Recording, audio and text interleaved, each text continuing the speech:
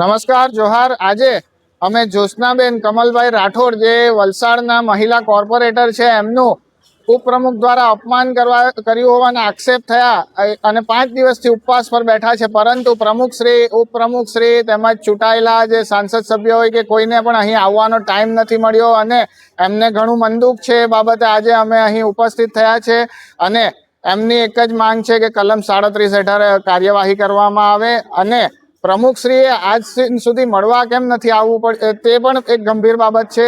સરકાર એક બાજુ જ્યારે મહિલા વિકાસ અને મહિલા સન્માનની વાતો કરતી હોય ત્યારે એક મહિલા ઉપવાસ પર બેઠા હોય ત્યારે આજે પ્રમુખે ફરજિયાત આવવું જ જોઈએ। 2019માં અપક્ષના 4 સદસ્યો પર આ જ કારણોસર કાર્યવાહી થયેલી હતી, તો અત્યારે કેમ નથી કાર્યવાહી થતી એવો મહિલા કોર્પોરેટરનો આક્ષેપ છે। તો આ બાબતે તરત કાર્યવાહી થાય એવી અમારી એક માંગ છે। આ બાબતે અમે માનનીય કલેક્ટરશ્રી તેમજ માનનીય મુખ્યમંત્રીશ્રીને પણ એક રજૂઆત કરી છે અને મુખ્યમંત્રીશ્રીના કાર્યાલયે જે અર્બન સેક્રેટરી છે એમને મેટર વધુ કાર્યવાહી માટે ટ્રાન્સફર કરી છે। હવે આવનારા દિવસોમાં જોવાનું રહ્યું કે સરકારશ્રી શું પગલાં લે। જો આ બાબતે યોગ્ય કાર્યવાહી નહીં થાય તો આદિવાસી સમાજના એક મહિલા કોર્પોરેટર સાથે થયેલા અન્યાય માટે અમે શાંતિપૂર્ણ વિરોધ પ્રદર્શન કરતા પણ અચકાઈશું નહીં। મને આજે ઉપવાસના 5 દિવસ થઈ ગયા છે, ત્યારે મને ભરતભાઈ જેઓ 5 દિવસથી એડમિટ હતા એ બિચારા મને અહીંયા સુધી મળવા આવ્યા। એમને બોલવાની બી તાકાત કે શક્તિ નહીં હતી, તે છતાં ઉપર ચડીને આવ્યા અને બેઠા।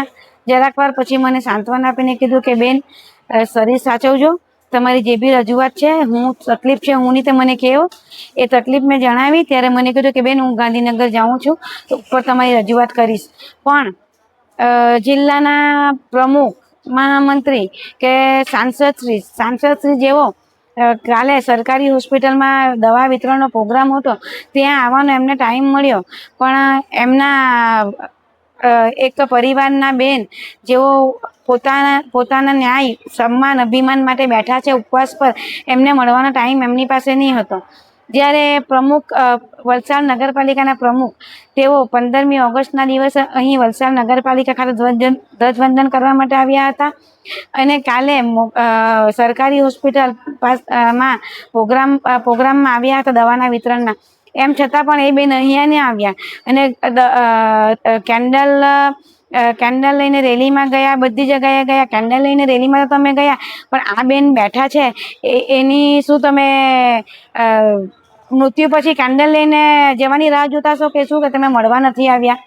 મળવા ના આવ્યા એના સામે મને વાંધો નથી, હું તો મહિનો ઉપવાસ પર બેસીશ, અહીંયા ભૂખી રહીશ, ભલે જીવ જાય, મને એનો વાંધો નહીં મળે।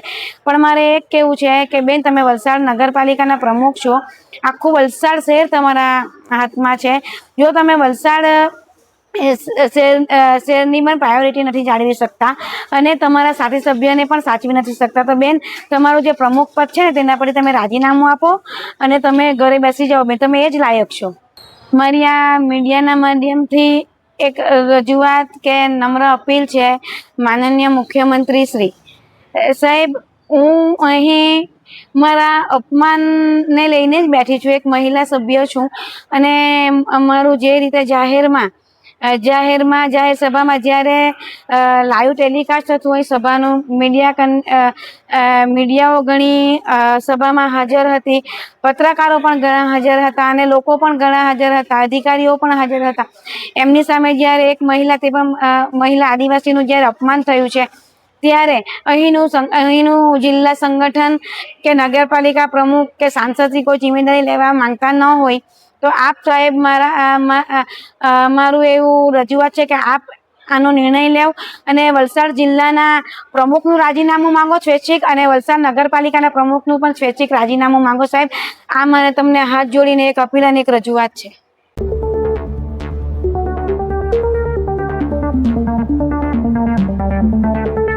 नमस्ते, ब्लू मून मोबाइल गैलरी में आपका स्वागत है। यहाँ आपको सभी प्रमुख ब्रांडों के फोन और अप्लायंस मिलेंगे। आज ही तुलसी एस्टेट, डुंगरी, वलसाड में हमसे मिले।